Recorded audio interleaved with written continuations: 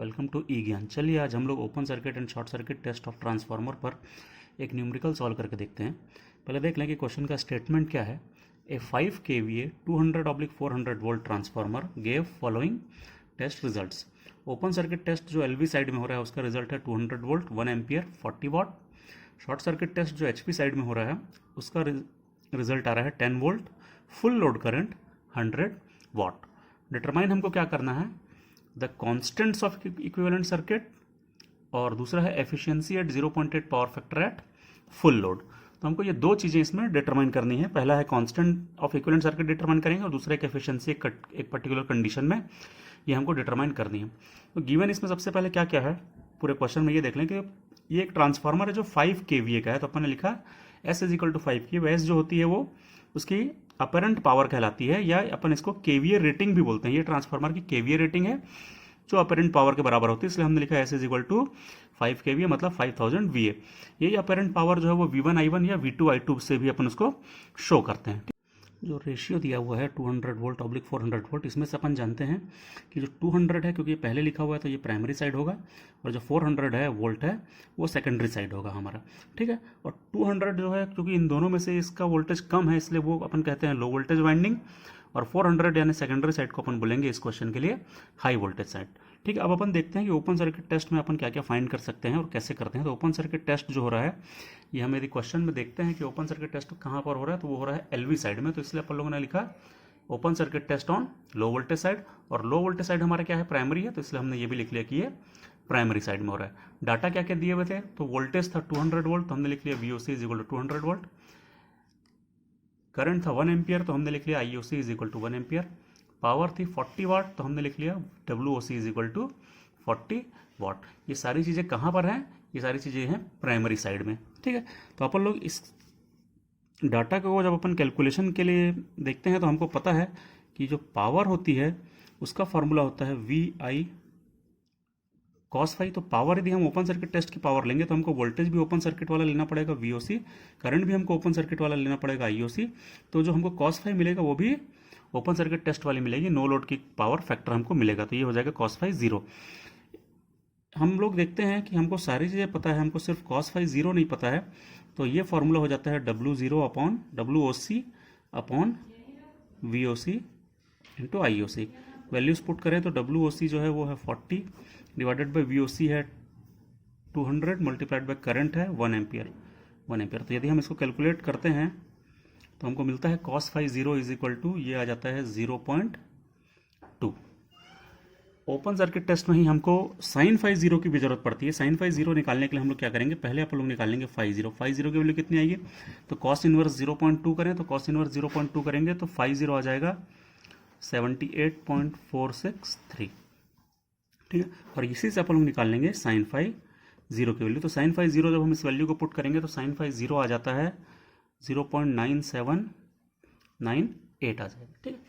ये हम लोगों ने क्यों निकाला, तो इसकी सहायता से आप लोग निकालते हैं working component of no load current, जिसको हम शो करते हैं IW से, और उसका फॉर्मूला होता है I0 cos phi 0। I0 की वैल्यू कितनी है, तो I0 मतलब यहाँ पर आप लोग बोल रहे हैं IOC, वही होता है I0, ठीक है। तो I0 क्या होता है, क्योंकि ये ओपन सर्किट टेस्ट है, नो लोड का टेस्ट है, इसलिए अपन IOC में जो करंट हमको मिलता है वही हमारा नो लोड करंट होता है I0, ठीक है। तो I0 कितना है 1 मल्टीप्लाइड बाई cos phi कितना है 0.2। तो इसका मतलब है कि जो हमको working component of no load current मिलेगा उसकी वैल्यू आ जाएगी 0.2 एम्पियर। ये हो गया working component of no load current. Similarly अपने को यदि magnetising component of no load current की जरूरत पड़ती है तो उसका फॉर्मूला आता है IM sin phi 0। IM की वैल्यू है ना, IM = I0 sin phi 0। I0 कितना है, ये है 1 ampere multiplied by sin phi 0 कितना है, तो sin phi 0 हमने ये निकाला है, तो इसको पुट कर दें 9798। तो IM मतलब magnetising component of no load current कितना आ जाएगा, वो आ जाएगा 0.9798 एम्पियर। तो ये हमारे पास आ गया magnetising component of no load current भी आ गया। इससे क्या निकलता है, तो इन दोनों वैल्यू से IW और IM का जो की वैल्यू है इसको हम लोग यूज़ करते हैं शंट ब्रांच कंपोनेंट के रूप में। जो फिक्टिशियस ब्रांच होती है हमारे ट्रांसफार्मर के इक्विवेलेंट सर्किट में, एक इमेजिनरी ब्रांच होती है जिसको अपन शंट ब्रांच बोलते हैं, जिसमें जो कोर लॉस कंपोनेंट का रेजिस्टेंस होता है वो निकलता है VOC / IW से। VOC की वैल्यू कितनी है, तो हमने देखा VOC की वैल्यू 200 है, 200 डिवाइडेड बाई W हमने अभी निकाला है 0.2। यदि हम इसको कैलकुलेट करते हैं तो R0 आ जाता है 1000 ओम। ठीक है, तो ये एक चीज़ हमको निकल गई। कोर लॉस के लिए रिस्पॉन्सिबल जो रेजिस्टेंस होता है ट्रांसफार्मर में, जो इमेजिनरी ब्रांच होती है शंट ब्रांच, उसकी वैल्यू आ गई इतनी। सिमिलरली यदि हमको मैग्नेटाइजिंग ब्रांच जो चाहिए रहता है X0, उसकी वैल्यू निकालनी है तो उसका फॉर्मूला होता है VOC अपॉन IM। VOC कितना है, तो VOC फिर से 200 है, डिवाइडेड बाई IM हमने ये निकाला है, तो पुट कर दे 0.9798। तो इससे हमको मिल जाएगा X0, और X0 की वैल्यू कितनी आएगी उसको कैलकुलेट करके देखते हैं, तो उसकी वैल्यू आ रही है 204.123 ओम।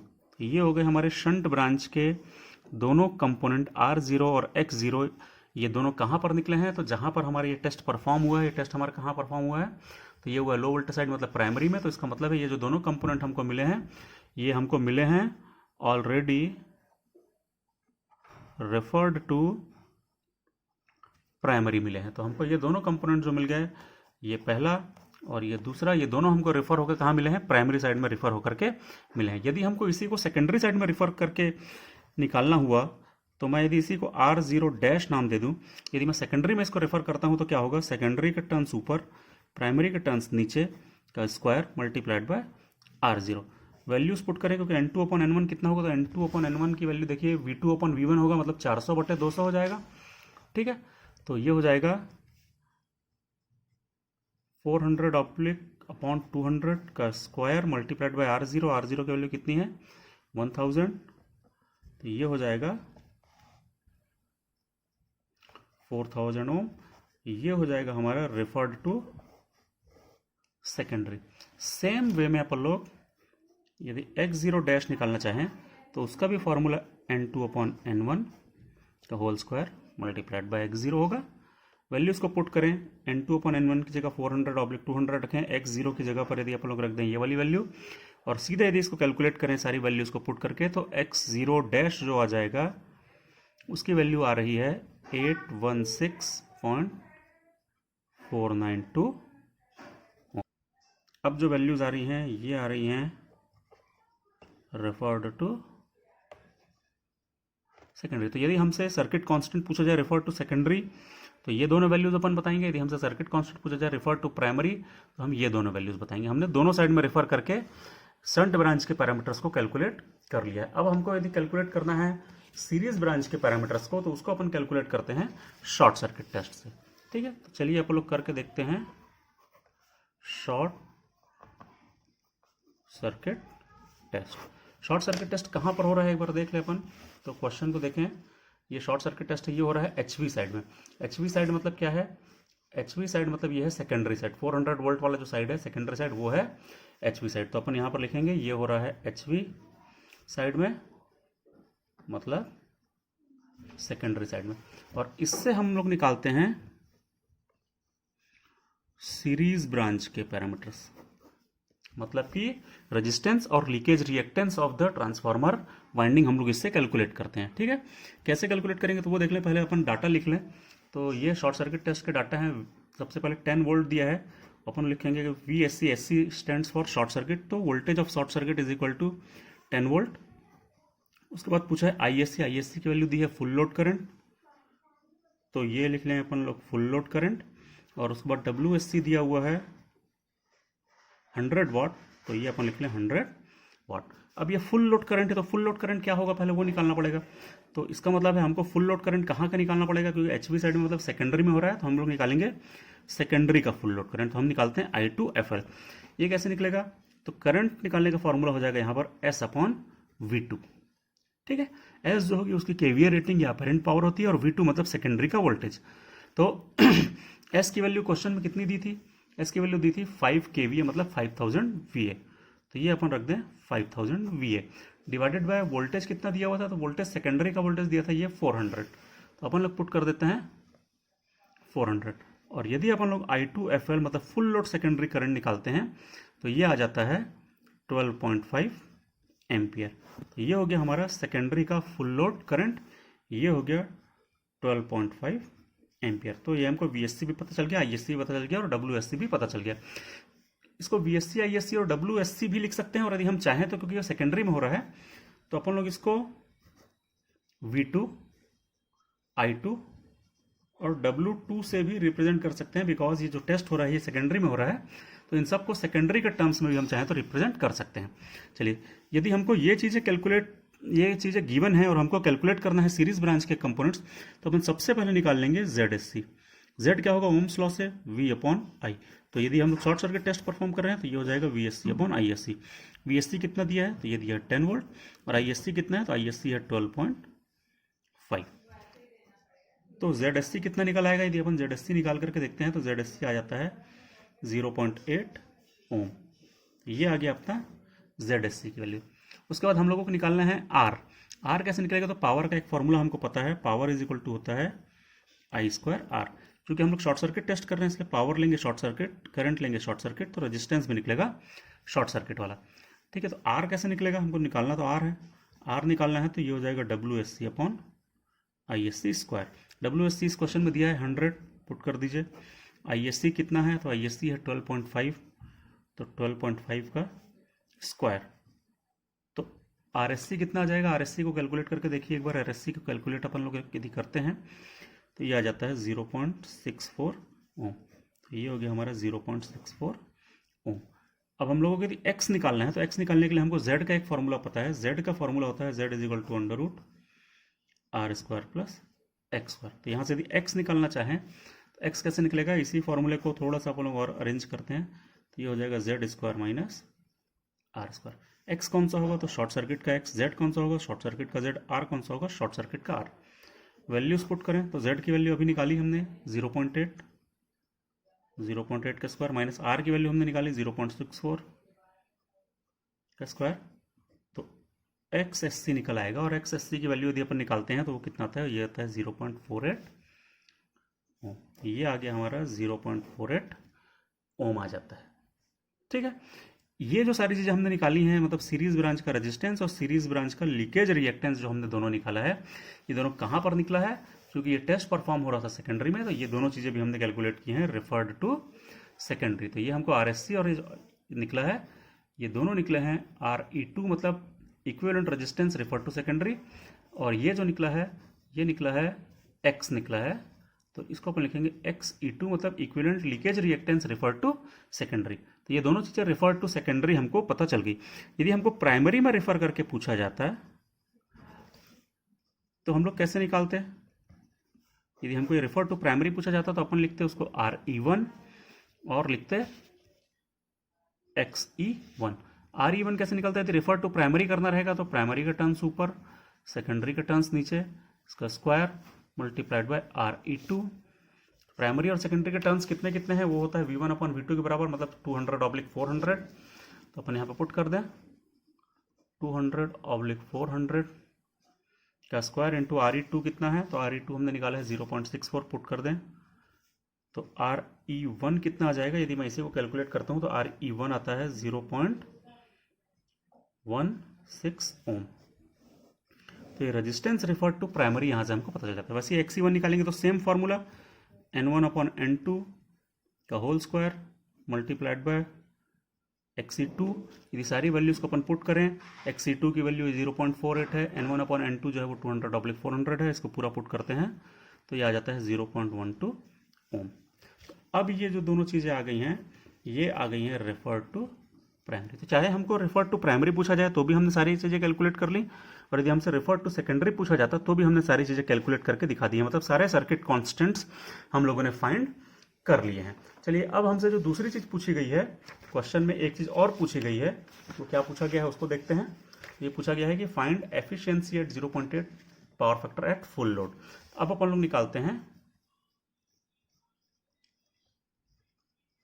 एफिशिएंसी, निकालते हैं। जब भी हमको एफिशिएंसी निकालनी रहे तो हमको दो चीज़ों की जरूरत सबसे ज़्यादा पहले पड़ती है। वो चीज़ें होती है, एक होता है एक्स की वैल्यू और दूसरी होती है कॉस फाई की वैल्यू। तो एक्स की वैल्यू कितनी है? तो efficiency eight 0.8 power factor eight full load बोला है। फुल लोड में एक्स कितना होता है? 1 होता है, क्योंकि ये फ्रैक्शन ऑफ फुल लोड होता है, और क्योंकि फुल लोड बोला है तो मतलब एक्स इज इक्वल टू 1। और कॉस फाई ये दिया है 0.8 पावर फैक्टर, तो कॉस फाई हो गया 0.8 पावर फैक्टर। इसके बाद एफिशिएंसी निकालने के लिए हमको और भी कई चीज़ों की जरूरत पड़ती है, जैसे हमको जरूरत पड़ती है आयरन लॉस या कोर लॉस बोलते हैं। और आयरन लॉस या कोर लॉस हमको कहाँ से मिलता है? तो ये होता है इनपुट ऑफ